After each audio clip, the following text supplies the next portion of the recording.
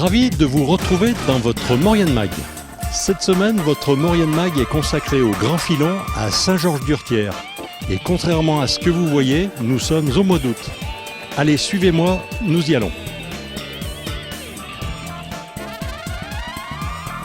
Alain Bouvier, monsieur le maire, bonjour. Bonjour. Alors nous sommes sur le territoire de la commune, de votre commune Saint-Georges-d'Urtière, et nous sommes au Grand Filon.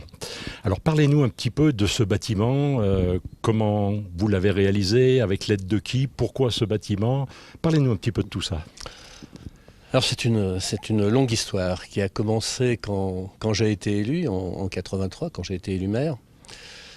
Et j'avais été alerté par monsieur Dabrowski, qui était prof à l'université de Grenoble, mais qui avait aussi bourlingué pas mal et qui connaissait très bien les mines de Saint-Georges-d'Urtière, puisque une vingtaine d'années auparavant, l'État recherchait les réserves qui pouvaient rester en France en cuivre et en fer, et donc il avait exploré avec une équipe l'intégralité des mines des Urtières.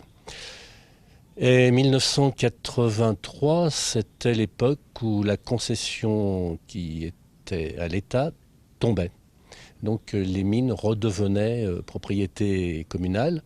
Et l'État, bien entendu, nous avait dit on va complètement fermer les entrées de mines pour qu'il y ait une sécurité. Ouais, qu'il n'y ait pas d'accident, bien sûr. Voilà, tout allait exploser.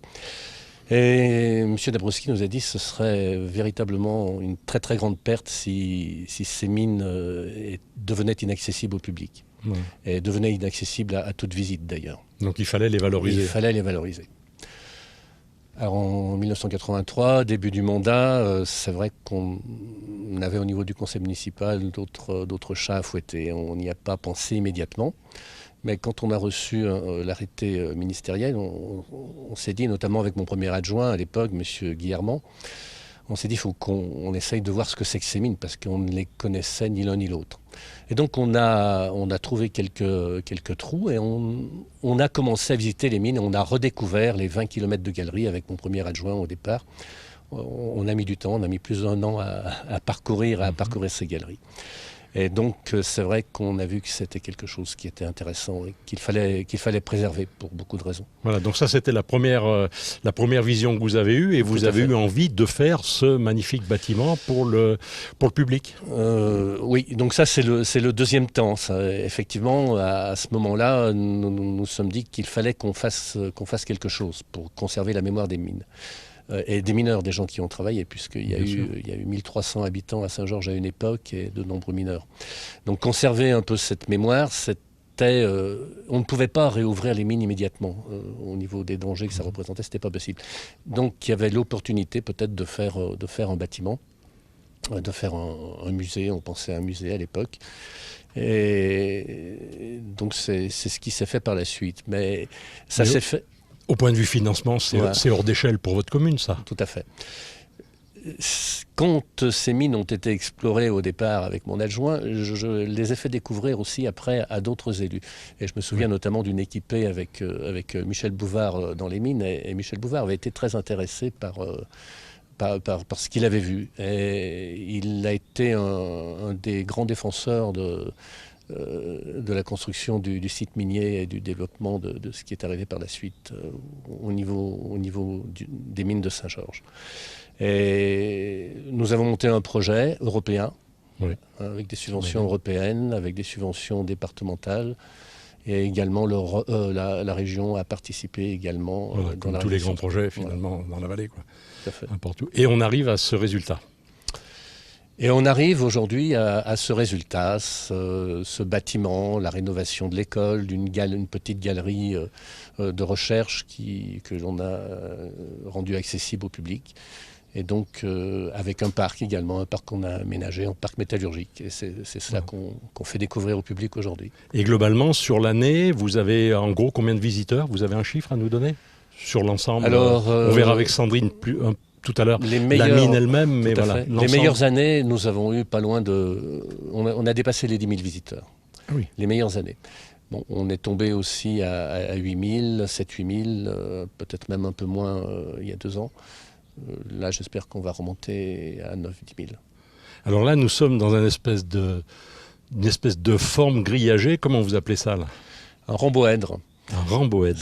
C'est une idée des architectes qui ont construit le bâtiment.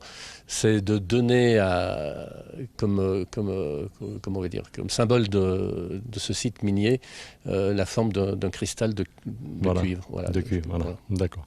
Eh bien, écoutez, on se retrouve tout à l'heure pour conclure. Maintenant, on va accueillir Sandrine qui va nous parler un peu du grand filon lui-même, voir ce qui s'y passe sûr. et tout. Et on se retrouve tout à l'heure. À tout à l'heure. Merci. Je vous en prie.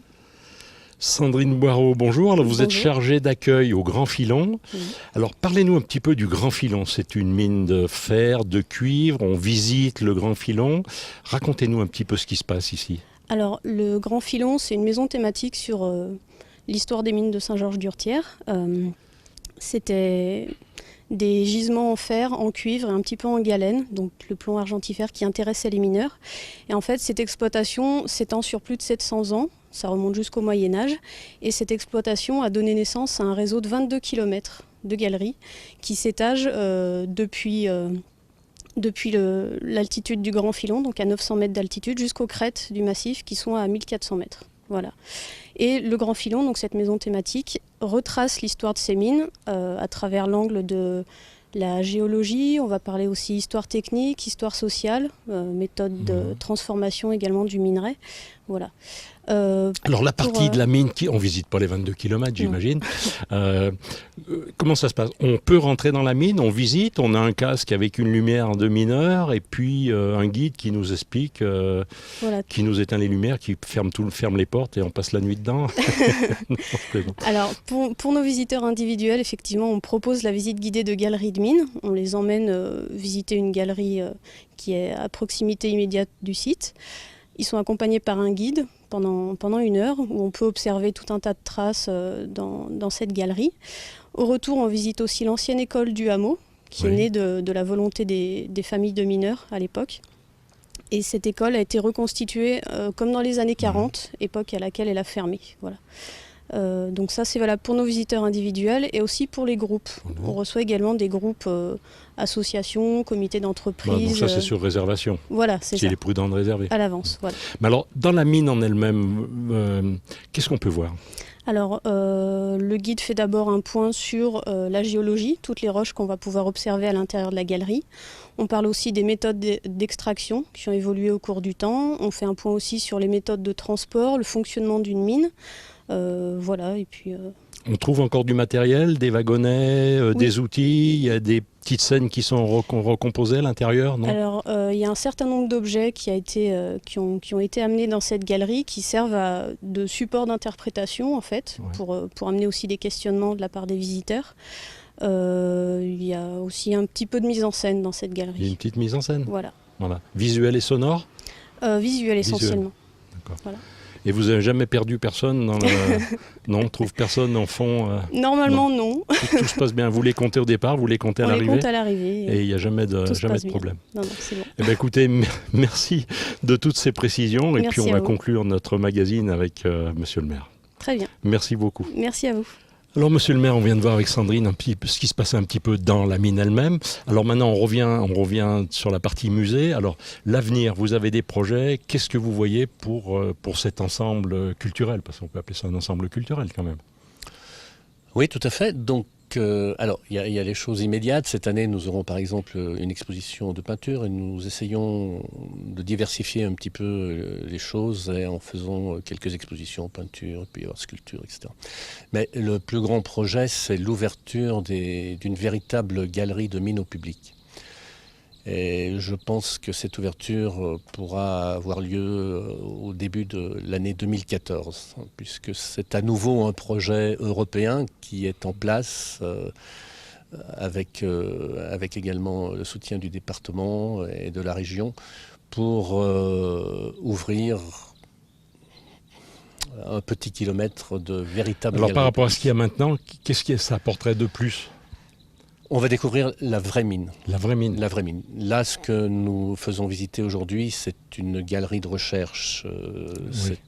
Donc, il y a un intérêt qui est quand même limité. Là, c'est véritablement la vraie mine. Et on va arriver, en parcourant 500-600 mètres, dans une salle aussi grande que la cathédrale de Paris.